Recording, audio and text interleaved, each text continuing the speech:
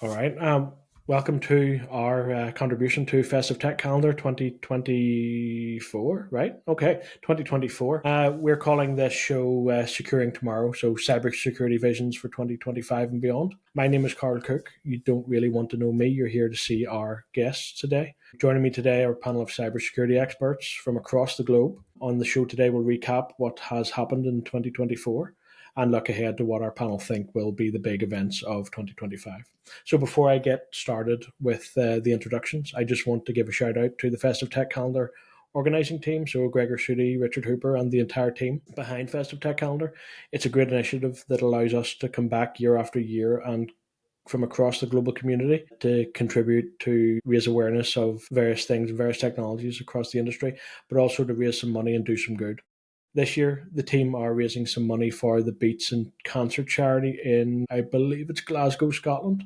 So check out festivetechcalendar.com for that. Details on how you can donate are there. Before we get into the questions, let's do some introductions. And panel, I'd ask you to share something funny or awkward that might have happened to you in the last 12 months, just to get us off on a light foot. First off, we have Mr. Argus Security, David O'Brien. Do you want to introduce yourself?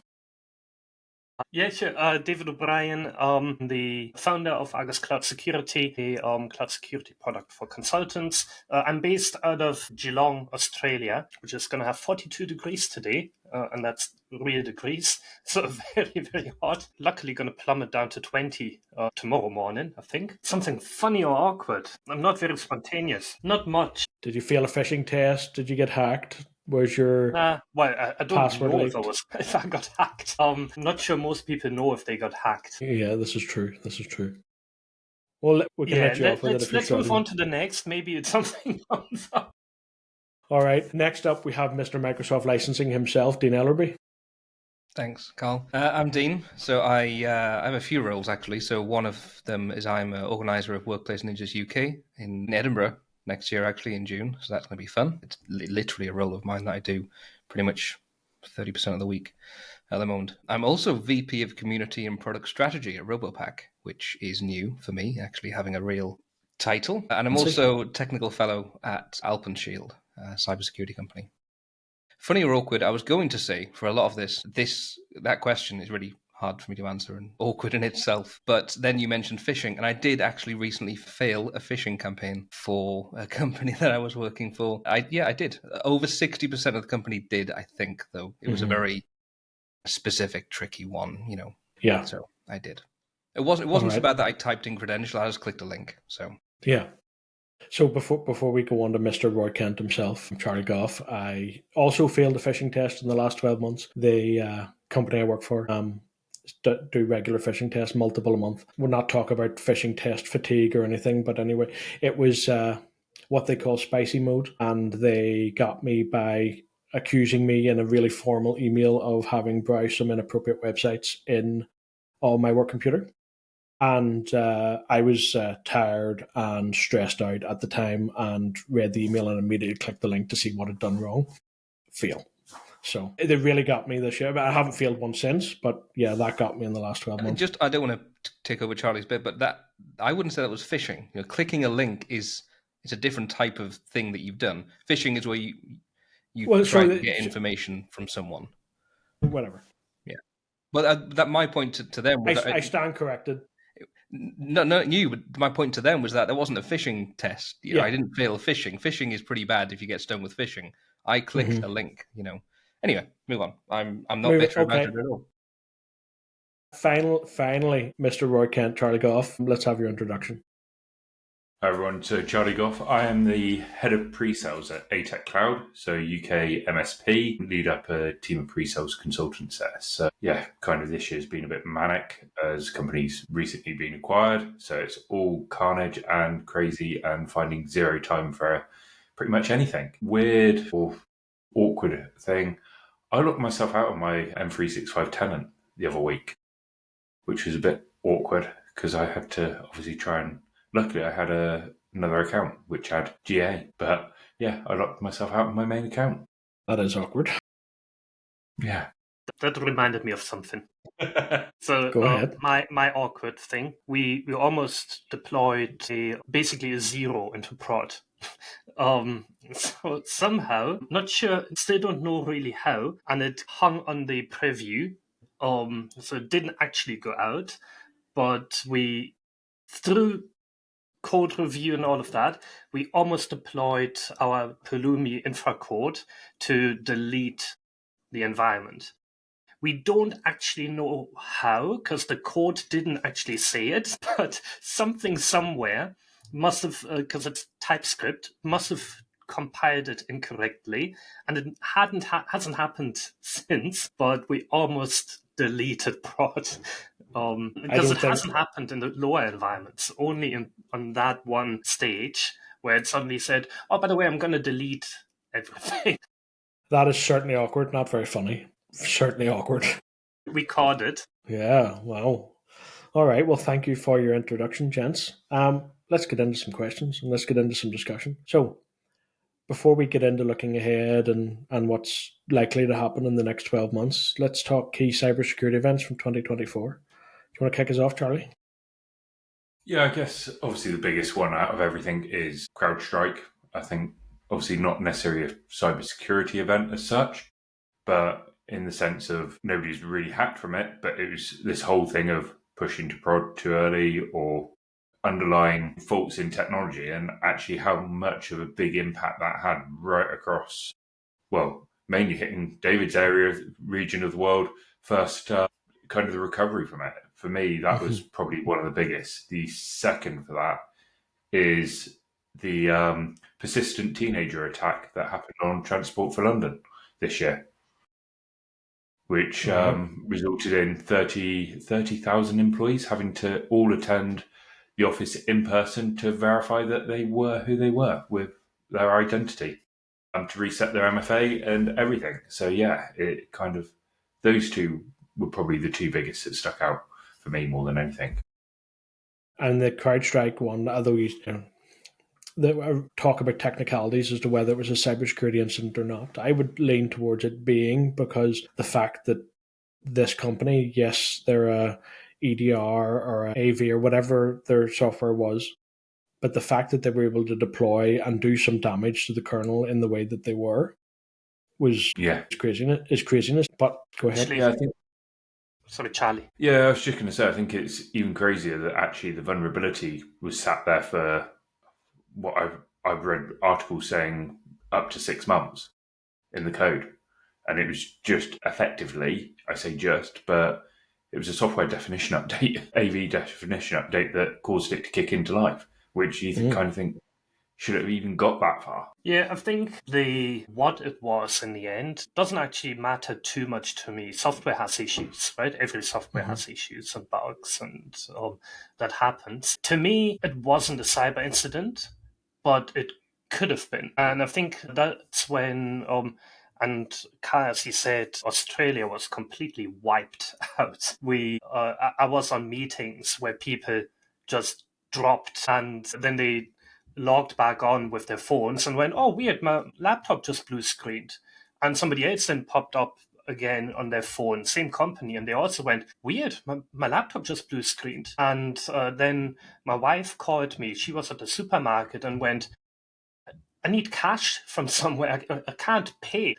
Everybody just started going, "What is going on?" And then, because I'm a pilot. It only took me a couple of minutes to mention. So I'm looking at all this, all this air traffic and people in my network going, "We don't know what that now means for air traffic," right? And I think afterwards, a lot of conversations ended up being not so much what did CrowdStrike do wrong, but what if that had been an actual targeted attack, right? You just need to get into that one supply chain vendor and you're in the kernel, right? And that's something that Microsoft has now announced that they're going to change, well, not change, but open up with APIs to the kernel, just like what Apple does. But not that I'm an expert in any of that, but it's interesting how people look at it afterwards and go, well, one motivated attacker makes it into a vendor like that who's in the kernel, and they just push a null or something like that, a null check, right? Yeah. I think it was, or something like that. And they wipe out 80% of Windows fleet globally. And that's terrifying because, I mean, in recent memory, we have supply chain attacks. What is it? SolarWinds from a couple of years back. SolarWinds, Was it yeah. SolarWinds? Yeah. yeah. So I mean, in recent memory, we have the sort of attacks that you're talking about, David. And had that been CrowdStrike or any of the other vendors that have direct access to the kernel like that, that's a terrifying thought. Yeah, and it took Australia a couple of weeks to really get everything back up. Some of the supermarkets here, they struggled for weeks to get everybody's machines back up. So what you mentioned in London, that was basically every enterprise here physically getting their machines back into the offices. I think the Western world, kind of Europe and America, really kind of didn't see the full brunt of it, in my view. Yeah, because we taught you don't boot your machines. Don't touch them. All right. I mean, we could cover CrowdStrike in depth and probably fill several show lengths talking about CrowdStrike and that incident. What about you, Dean? Do you want to tell us about anything that caught your eye as far as cybersecurity goes in 2024?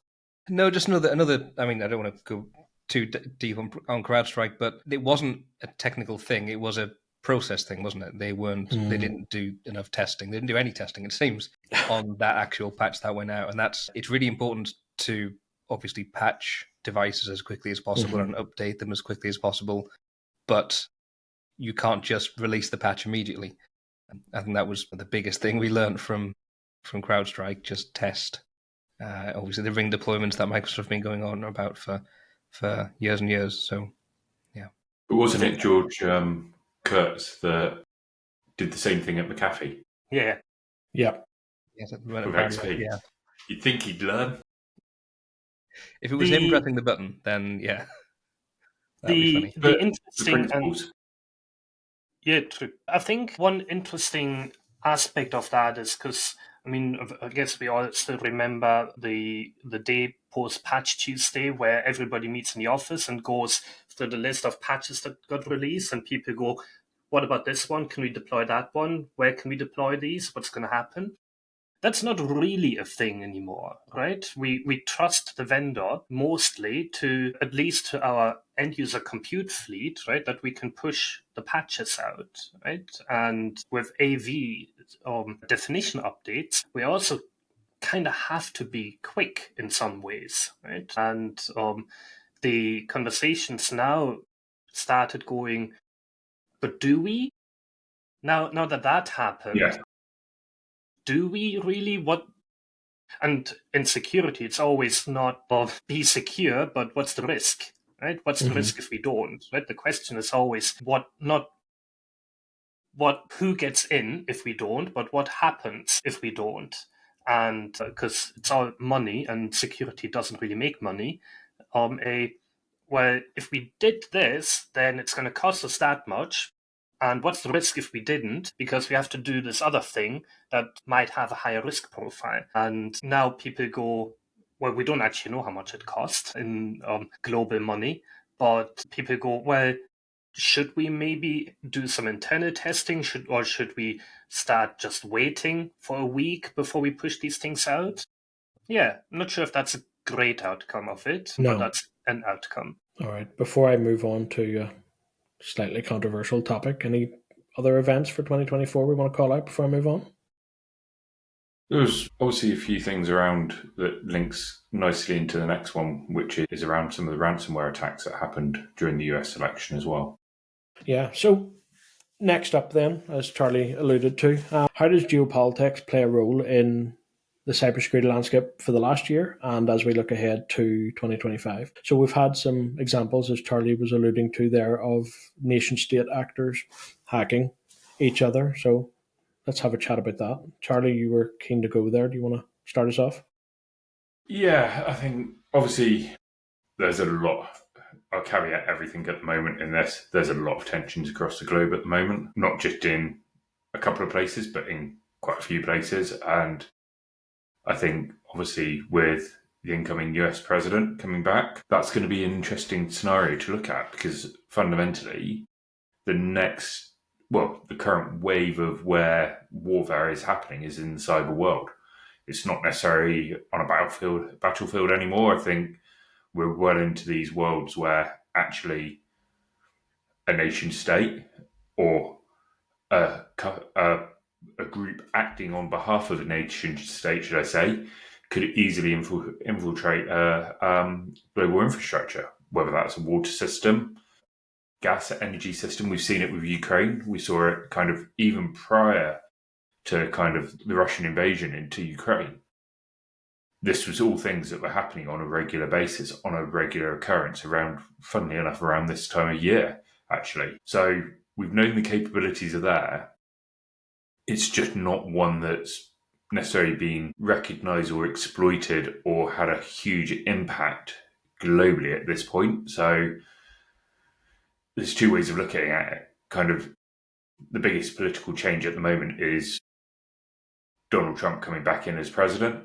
I think what you have going on in France, what you have going on across Europe with right-wing politicians coming in, how is that going to actually affect the stability around this cyber warfare? Because everyone's got especially and I know we're holding off AI conversation to a bit later, but the whole AI deep fake, all that element that's coming into it could massively destabilize a nation and a civilized nation in that sense. And it's a massive worry at this point.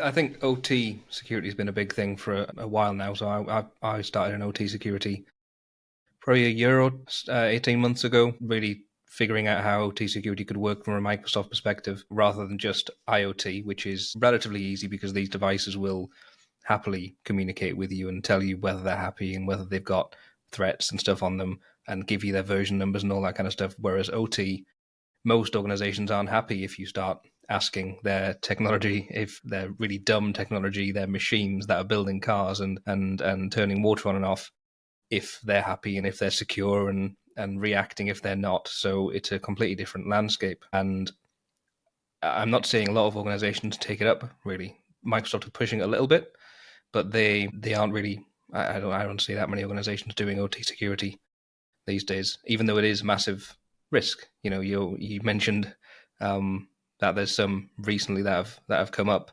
but almost every country in the world has operational technology that is controlling something to do with their infrastructure. And is it secured correctly? Is it secured properly? And there's this thing where, you know, if most people don't know they've been hacked, which is, David, I don't know if you said that on air or just before we went on air, most organizations that have OT, if they're not looking, they're not going to know they've been hacked either. So we could have a nation-state hacker or someone determined in our water system right now or in our power system right now because we're maybe not looking for it. Yeah, I think just going back to Charlie, what you like the biggest the thing that I personally and I think a lot of people here in Australia are also currently looking at when it comes to the incoming president in the US is what's going to happen 2 days before inauguration with TikTok. Right, we just passed here in Australia this law for minors on social media, right? Or so social media ban for minors or under 16s. No idea how that's actually going to work, but like all of that focus on social media going forward and what's going to happen to TikTok and divestiture of ByteDance and TikTok. A couple of years ago, the US and I think the UK started with Huawei and the ban of that, right? Now everybody's looking at the US and TikTok and the ban of TikTok in the US. The moment they started banning TikTok off government devices, most of the Five Eyes countries and other countries started following that. So I think from a cyber perspective or national security perspective, again, not an expert in that by far, but interesting to keep an eye on what that is actually going to mean. And look, there's always going to be a next TikTok, right, or a different TikTok. But what's going to happen in the next year, and what's going to happen after, or is it going to happen with TikTok, right? Are they going to manage to push the courts to at least wait another week, and then who knows what's going to happen the week after, right? Because we already heard that Trump apparently backflipped on his initial stance on TikTok. So yeah, that's I think, an interesting focus on globally, especially now with Australia just having passed that law. Yeah, I think politically that's a big thing, social media going forward, that I'm quite interested in to see how it pans out. I think it's certainly going to be an interesting few initial kind of first half of the year. The thing is, we could get into it and we don't see anything, or there could be some major decisions made quite early on, depending on who is, and as much as probably the three of us here who don't live in the US, obviously Karl lives in the US now, but Northern Irish as well, kind of none of us are US citizens in that sense. There's that view of, we don't like to admit that the US president has such an impact on our world, but from a cybersecurity perspective, fundamentally, it's going to. And you've got to look at the big four in this space, which is Russia, China, North Korea, and the US. And I think underestimating those four, you could even argue Israel into that mix, moving up to 5. But it's all those powers are quite substantial in that sense. And I think we'll see an increase in nation-state attacks. Whether we see an increase in detection is another thing. Yeah, I think what you just mentioned, like people not realizing, people within the US, generally speaking, maybe people not necessarily realizing how much impact US policies have on global policies. When it comes to security and security standards, right?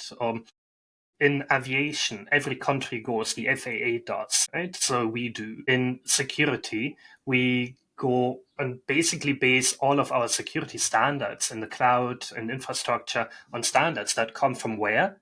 The US, right? It's a lot of, well, because it's a massive industry, right? Which means that the big major tech players are based there. Yeah. Mm-hmm. Yeah. Apple, Google, Microsoft, all based out of the US. So there's a huge drive from that we as consumers of those cloud technologies, AWS in the mix as well, we need to be adopting those standards. Yeah, and if there's political policies that are being pushed onto these organizations and these industry environments, then those become standards over there, which pushes the standard down into other countries. I think that's something maybe listeners should be aware of. You kind of influence the world in that case. In some ways for better and in others for worse. All right, let's conscious of any one of these topics we could talk for a long time on, but let's move on. We're just going to change tack slightly and talk about one of the big players that Charlie was just talking about, Microsoft. So this is a combination of David and Charlie question contributions. So does Microsoft now finally have security as a priority? And think if they do, does their Secure Future initiative drive that or show that priority? Or what else are they doing in this space to show that they finally have security as their number one priority, give or take? Dean, do you want to start us off? I can't remember exactly when it was, but it was a few years ago, a long time ago, that Microsoft said they are now a security company, right? So is that, I guess that's where you're leading with that question, guys. Is that finally true? Is it more than lip service? Are they actually demonstrating that they are? I think they did. There was a huge turn around that time where they actually did start giving a crap about security.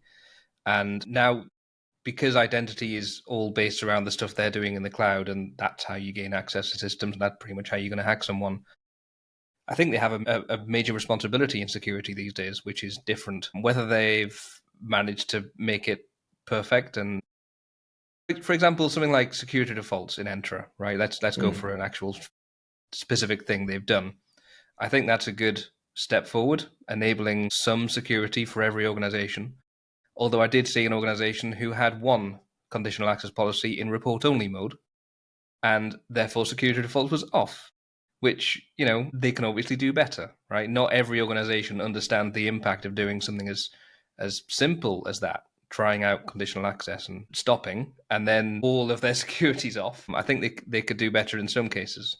But as for leadership-wise and focused from a business perspective, are they a security company? Are they doing it now? I'm not sure. I actually think they're very much a security company, but there's a very big difference between being a security company and being a secure company. The way I see it is a security company wants to sell security, and a secure company should be really the goal for every company to be as secure as you can. Somebody like Microsoft, Amazon, Google, all of these providers, you want to push that secure way down to your consumers. The sentiment in the industry seems to be, well, if you want to really be secure at this point, using Microsoft Stack, you have to buy a lot of Microsoft stuff, right?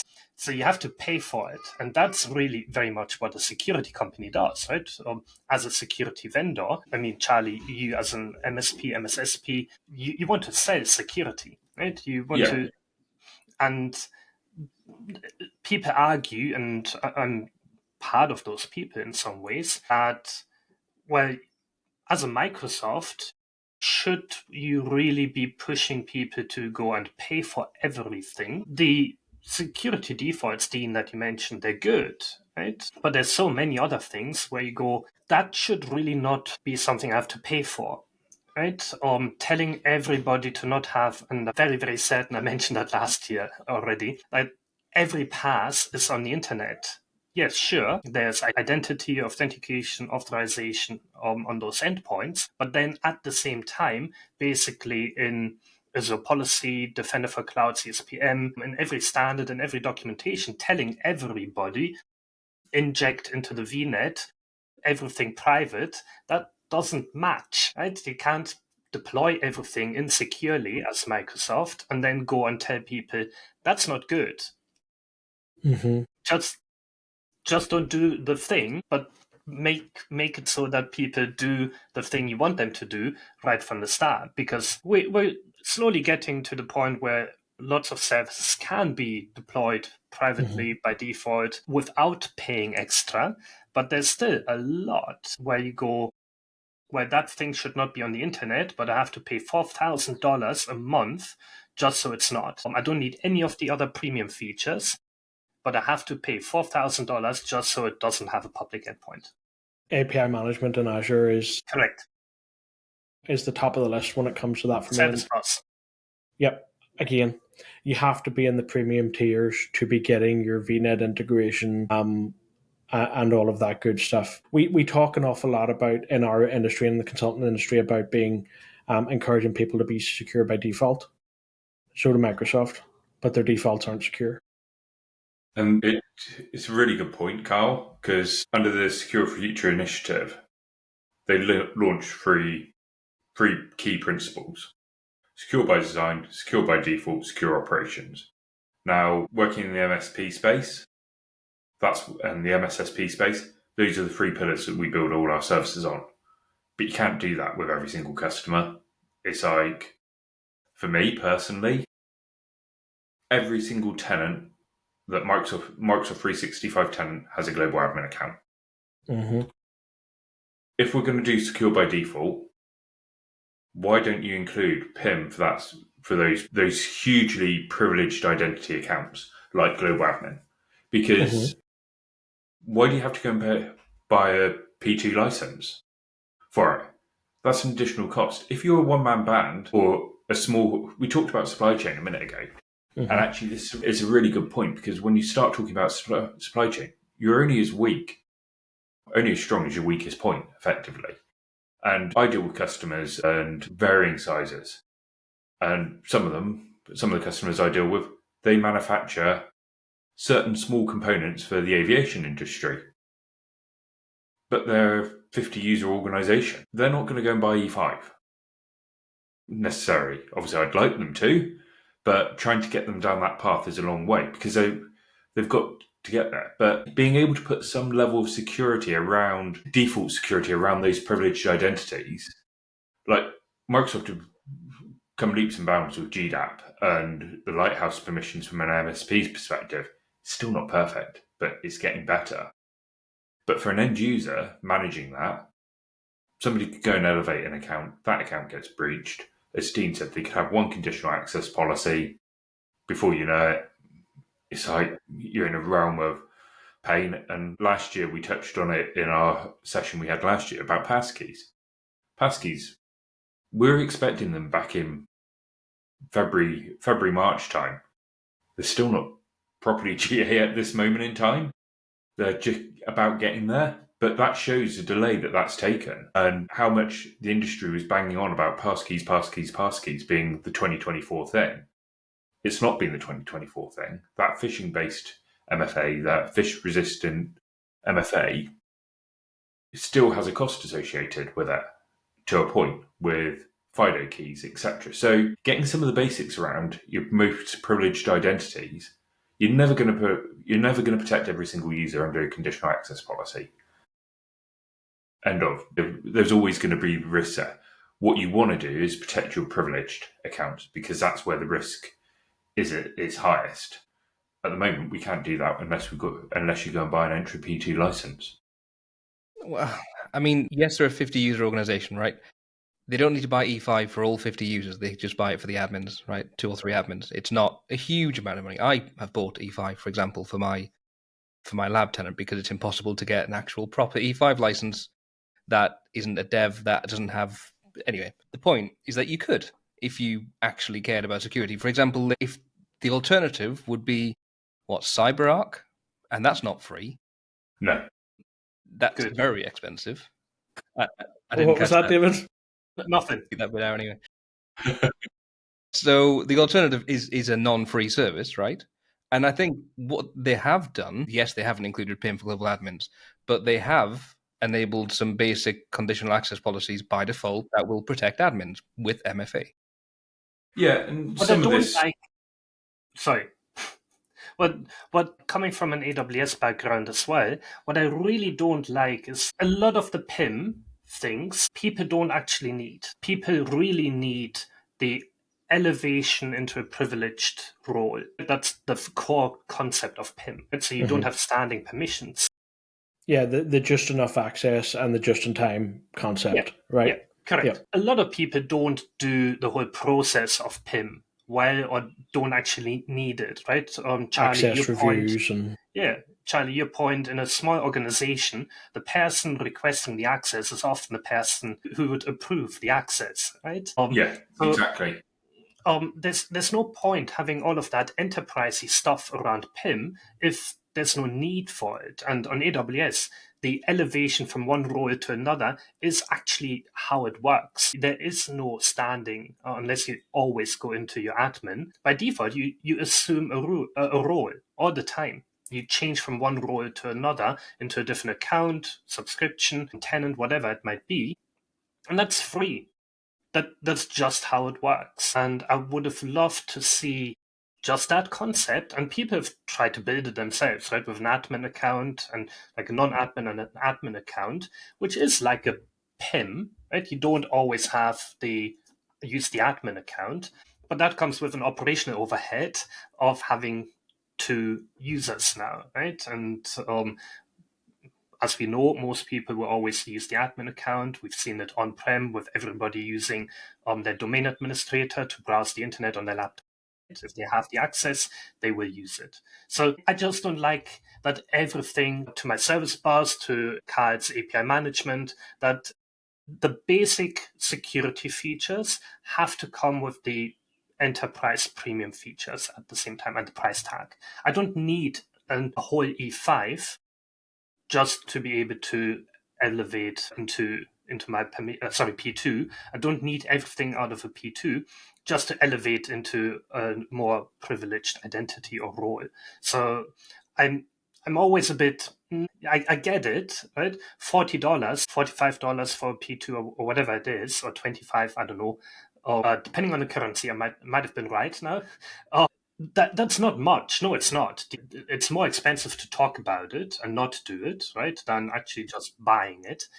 But there's always but I really shouldn't have. And that's why Microsoft is a security company trying to sell you security stuff and then going, well, you already paid for all of that. You're only using that much. Why don't you use all of the other stuff? And to a degree, people should be using the rest. But in a 50-person company, even in a 200-person company, where there's only 1 or 2 IT people in most cases, there is always but I also have to run and get some new ink for our printer, and my boss also needs a new charging cable for their phone, right? So what do I do? Yeah. So let's, before we move on to AI, I'm conscious of time.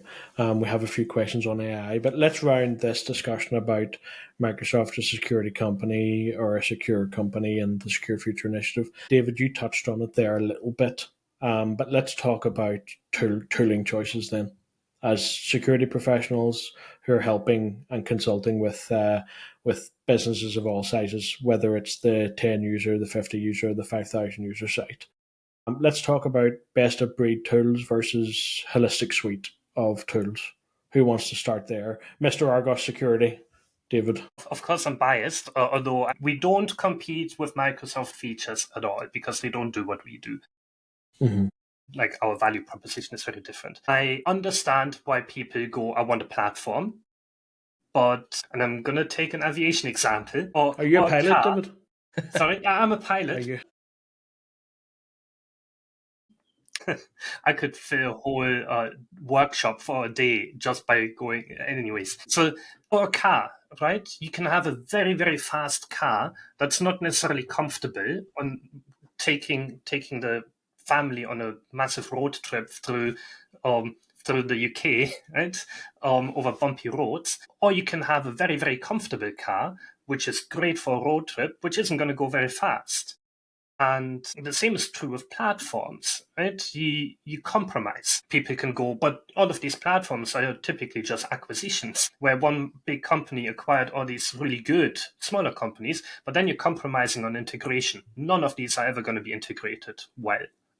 Right? Splunk probably, and I'm calling people now, Splunk acquired the observability suite.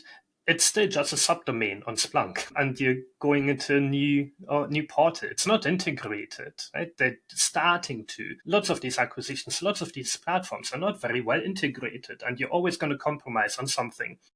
But I can see how, from a non-IT point of view, and I think as IT people, we often forget that we don't actually have to have any say in anything. We think we do, but it always comes down to procurement. I can tell you that because we've lost so many times at the procurement stage where procurement teams go, but the incumbent vendor has something like that as well. And people go, they don't actually. But they claim they do, so we're going to go with them. And it's often not the IT that actually makes that decision. I believe best of breed should be the ideal, but in reality, it's often not. Okay. Dean, I suspect you might have an opposing view. Do you want to share it?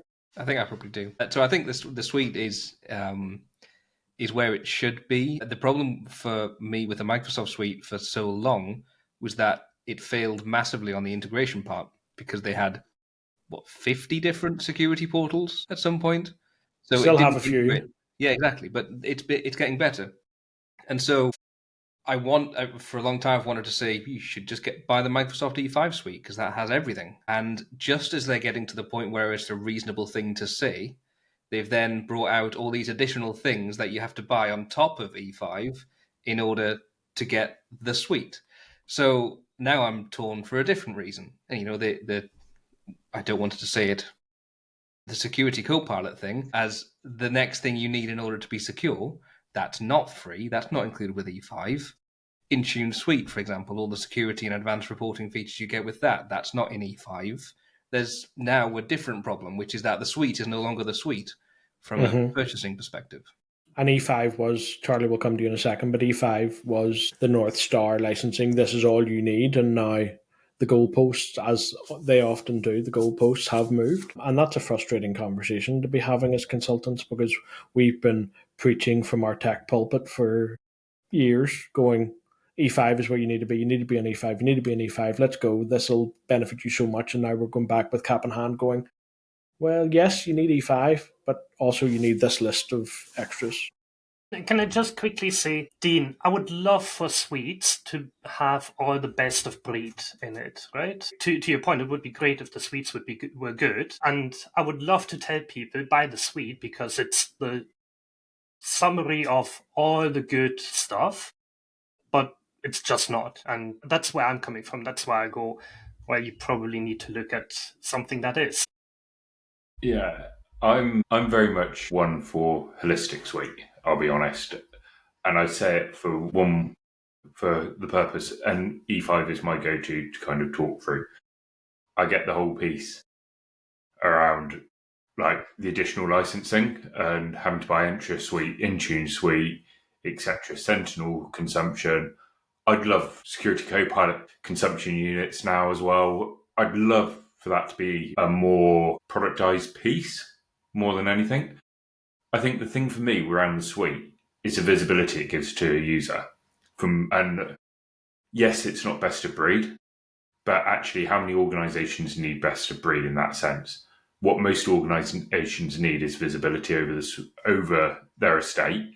Now, there might be some gaps there, but you can be best of breed and you can have those gaps. So it's how you effectively look at it in a way that turns around and go, well, we talk about all eggs in one basket as well.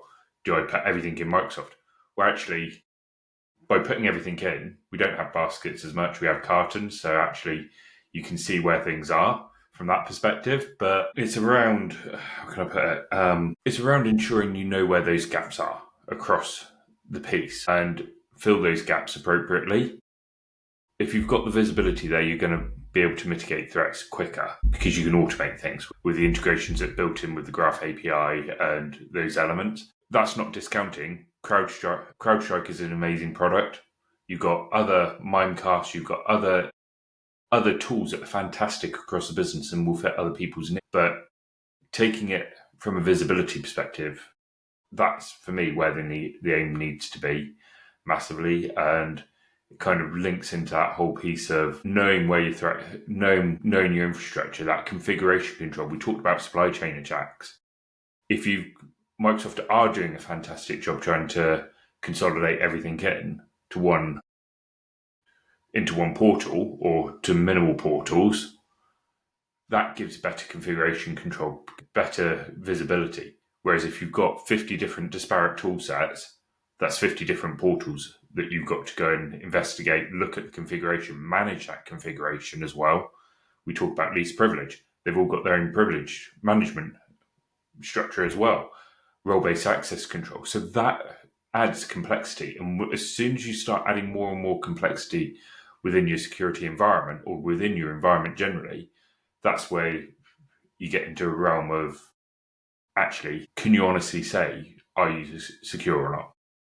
I think my problem is also that a lot of people just don't need the suites. I think the suite is, again, therefore a security company to sell you all the stuff and for you to only use one of the things of the 50 and then sell you more consulting, sell you more of the services, more logging, more, or the companies or the security companies are basically logging companies, charging you by the character that you save in the logs. Yes, you can get all the things from one vendor on one line item on an invoice by buying the suite, but do you actually need all of that?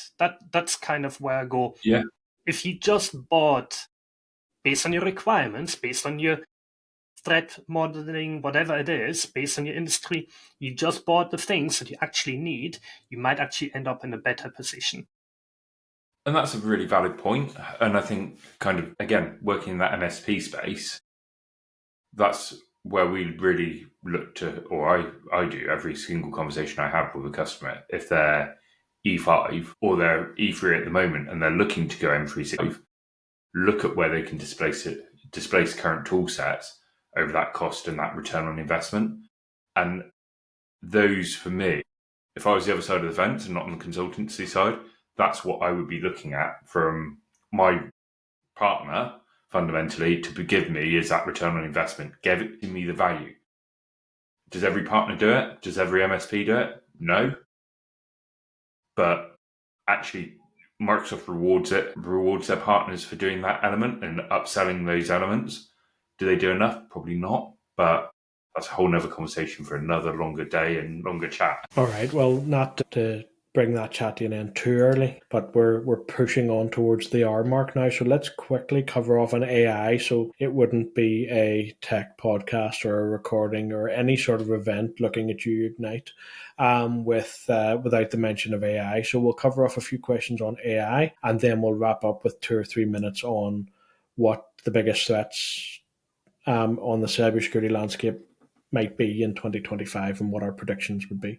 Okay, talking AI, will AI make the cloud more secure? This is your question, Mr. O'Brien. Do you want to start? I'm always the cynic or pessimist. I don't think it's going to actually have an impact. I think it's in the short term. So in the short term, I don't think it's going to have an impact at all. There's so much focus on Security Copilot. If you struggle with the basics in the cloud, no AI is going to help you. Security by default, security by design, that's going to help you.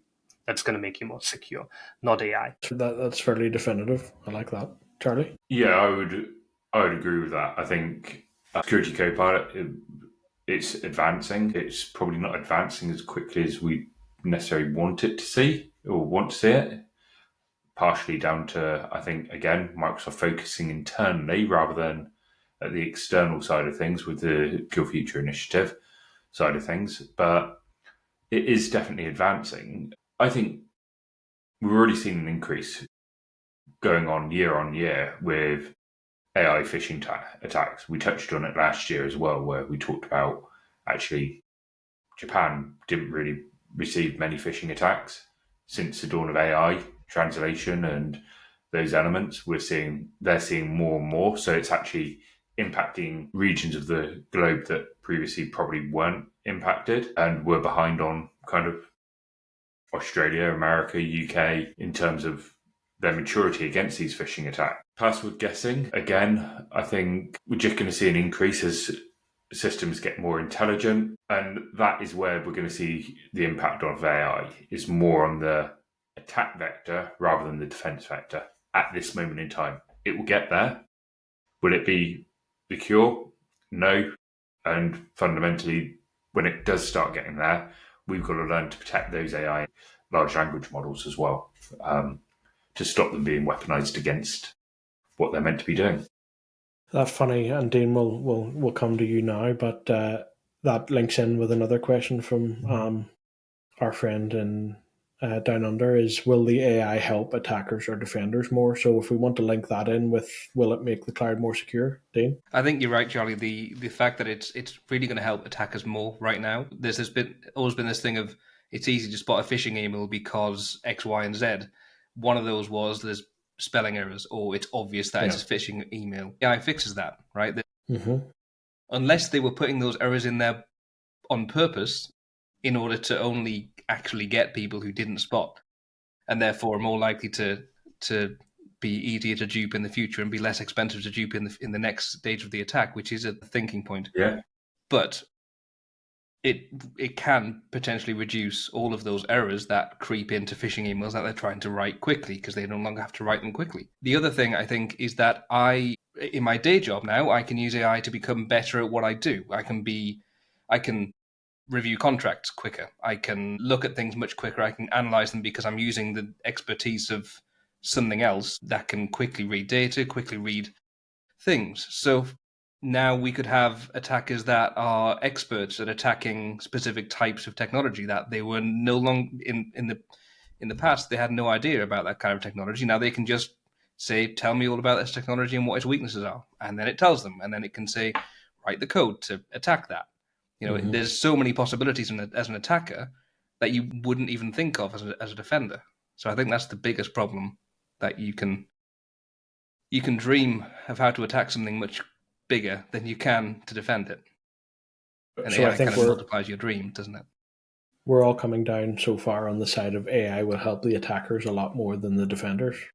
David, that was your question. Do you agree? Yeah, I do agree. I think mostly because I think the attackers have much more. The attackers. Attackers have much more, incentive in using AI for being really, really good at it, right? At what they're doing. I mean, AI just opened up a whole new geography, apparently. Just a while back, I heard that Japan, for example, was never really targeted for phishing attacks or like email-based phishing attacks because most of these attackers never actually wrote anything in Japanese. But AI now very translates from their language into Japanese quite well, and suddenly Japan is being flooded with these phishing attacks. So in the cloud, I think attackers are going to have a much easier way or much easier time at the moment going through a lot of data and figuring out what the weak links might be. So I think that's where they can much faster identify some good targets, and that's what they're going to use. And I guess just on that, David, it's the automation, isn't it? Being able to automate the attacks and then learning from that automated attack and adapting that adaptive threat capability that is there. Because the more that if they can run 50 million attacks within a couple of seconds and they realize that 10 million of people, and it could be various differentiators of that attack, they'll start seeing the patterns. That's going into a large language model that the attackers have. They can then adapt their attacks to make it more, the hit rate to effectively be a lot higher. Whereas from a defending perspective, you can only defend what attacks you're seeing. And if certain things are not coming through or they're bypassing you're classing them as a false positive, etc., that becomes a lot more difficult to defend against. So it's certainly an interesting factor at the moment. Yeah, we didn't even get into deep fakes there. You know, the idea that you can impersonate someone, their voice very, really easily, and their likeness even is coming pretty quickly these days. So that's terrifying, I think. And if it isn't like to actually like be someone in order to do something and get into somewhere, like doing a Teams call to IT and pretend to be the CEO, for example, you could just pretend to be that person on social media and say things that will have a massive impact from various different aspects. So it's terrifying. Well, it's a really good point on that, because fundamentally that's where additional tool sets like verified ID from Entra verified ID starts really coming into the game, where you're doing that face recognition piece to validate it's a two-way validation piece. You're validating who you are phoning, but also who you're talking to. Because when we start talking about man-in-the-middle attacks, what's to say that actually you're phoning the help desk and actually you're talking to somebody from IT and not talking to a hacker, and those elements as well. So there's a variety of different complex attack vectors now that are on the market. Means that there's a variety of more complex systems having to be considered. Plus, fundamentally, it falls down to the squishy thing in the seat, the end user. And when you've got users who, well, they're going to be, some of our users are 70, can be up into their 70s. So trying to educate them in these ways becomes more complex for us. All right. Now that we've breached the hour mark, we'll start to wrap up. So let's talk, before we say our goodbyes and final thank yous to the Festive Tech team, let's talk about what we think the biggest threats will be in the cybersecurity landscape for 2025. Couple that in with some other predictions and bits and pieces. Dean, do you want to kick us off? Yeah, I think it's all the previous threats that have been around since 2011, but powered by AI. I mean, so what do we do? I mean, how do we combat as a independent consultant, contractor with your own businesses? How are you helping your customers combat that stuff? What are your recommendations without giving away your income stream? Yeah, I have no secrets. I mean, implement the basics, because that's going to help. That's all you can do. Implement the basics and actually detect, actually audit, actually spot things that are going on in the environment. You know, I regularly log into Entra tenants and the high-risk users. It's just a long list of usernames. You know, they just haven't been looked at. You're not, just because you can detect a high-risk user, that doesn't mean that you've solved the problem. You have to actually figure out if there's a problem. you actually have to do alert? security. Yeah, is that alert fatigue, or is it people just not bothering, or is it a combination of both? It's probably not bothering, actually, on the high-risk users. I think, if you see the impossible travel one, for example, that's how the internet works. Do I need to look into it? Probably not. So maybe we have to automate some of this and actually look into the logs a bit deeper with AI to see whether that actually does need investigating these days. Having my write some context into Sentinel for you, for example, or into the Defender portal, that would be helpful. Okay. David? Yeah, I don't think it's going to change much. And there's currently 2.7 million servers on the internet with RDP exposed. Sure, a lot of them are probably some honeypots, right? I think 500,000 of them are in China, but that still leaves over 2 million servers with RDP on the internet that people just put there, right? And I think Dean put it quite well, right? It's going to be the same thing. Attackers are going to use AI. The people that try to defend are going to be flooded by logs and events that they don't know what to do with. And the others, the majority of people, are just going to struggle for time. And I think that's really what it is. So we look at enterprises so much and we think that's the real world, but 90-something%, and I just made that up, might be 80, might be 99% of the organizations in the world are not enterprises. They have one IT person, if they're lucky, and they don't even know what a high-risk user is in the Entra portal. At some point, they signed up for M365 and got an email inbox, right? But they're part of the supply chain. If you want to get into a bank, you don't hack the bank, you hack into the supply chain and then walk across, right? So, yeah, I think it's going to be much of the same going forward. I don't think we evolve. No, and I think you touch on a very useful point there, and unfortunately we don't really have time to get into it, is that user education and organization education piece. I think we could probably do an entire show on what that looks like and how best to tackle that. Unfortunately, we don't have time here, but that is something to think about as folks go into 2025 and that security landscape. It's as much about reacting to stuff as it is about educating your techies, educating your IT people, but educating the business at large. Charlie, let's talk about your predictions on threats and stuff for cybersecurity. So obviously I agree with Dean and David massively on their points. For me, supply chain attack is probably going to be one of the biggest attack vectors, and I say it on the basis of linking in AI to it. Every single vendor on the market at the moment is looking to shoehorn some level of AI in because it is the biggest industry buzzword that's gone around. By doing that, what you end up with is vulnerabilities coming in there. Now, what does that look like? Is that a large language model vulnerability? So you can go in and easily query database through a database and get information bypassing RBAC roles, etc. because of it?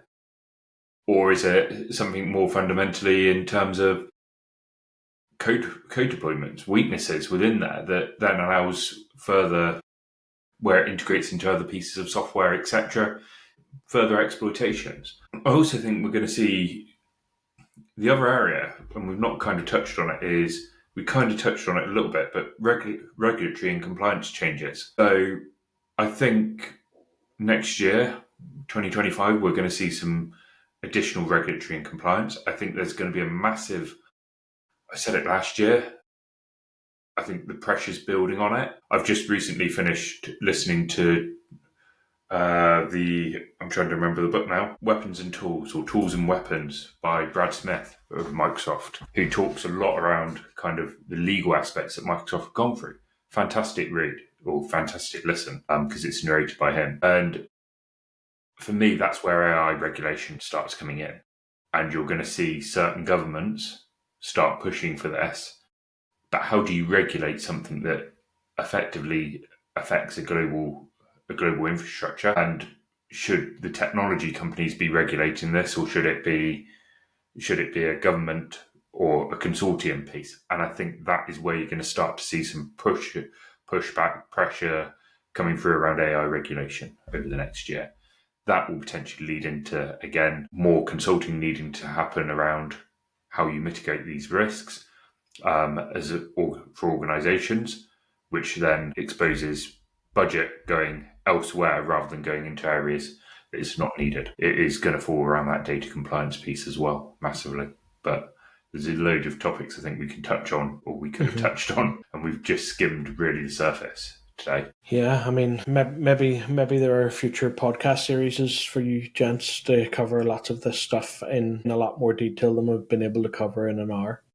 I'll come to each of you for one final sign-off message, but before we do that, thank you all for joining us. In the future, when you're watching this as part of the Festive Tech Calendar 2024, do check out festivetechcalendar.com for details on how you can donate to the Beats and Cancer charity in Glasgow, Scotland. Please, if you can, contribute to what appears to be an excellent charity. Let's have some closing thoughts. Dean? You didn't give me any warning that was going to happen. I think everything we've just said is almost a repeat of what we said last year. Yeah. Which is interesting in that it hasn't really developed as much as it could have done. AI was a thing last Christmas, so I think it's definitely a thing this year. But really, I think it could be the year of AI-powered cyber attacks, personally. That's a big headline. Charlie? Yeah, as Dean said, things haven't progressed as much as I think industry-wise we would have expected it to. Again, AI is going to be the massive attack vector, and yeah, just hope that we kind of see some progress in that sense and common sense in that sense as well. Whether that's regulatory compliance, whether that's better controls, whether that's better security controls around it. Fundamentally, it's a case of around ensuring you've got that visibility. Dean's in the dark and my camera's playing strange things with focus. Do you want to round us out, David, and say goodbye to the folks and leave us with your closing thoughts? Oof. Sure. Yeah, look, I think we haven't really progressed in 20 years from a security point of view. We just moved where the security issues are. It's still the same problems. Overprivileged identities, exposed resources, nothing changed really. And we're always, from a security point of view, just trying to catch up with the next thing. And fingers crossed we can just contain the AI security vulnerabilities and AI attacks that might already happening or might be happening next year. Yeah, that's kind of my thoughts. Like I said, I'm really the pessimist usually. I don't think much has changed. I don't think we've evolved much. We're just using different tools to hopefully figure out how to block the same things from happening. All right. Well, thanks a lot. There's an awful lot of ground that we've covered today and an awful lot of ground we could have covered, and I'm a little sad that we didn't really have time for it in what's just over an hour now. So maybe we do need to think about that recurring podcast type episode. So check that out in the future. Maybe it'll happen, maybe it'll not. That's a 2025 thing. So once again, thanks for joining us. Check out festivetechcalendar.com. Donate to the charity if you can, and check in with us this time next year to see if our predictions on AI / the Cylons from Battlestar Galactica taking over the world and leading the cyber attacks. Have a great Christmas and a Happy New Year.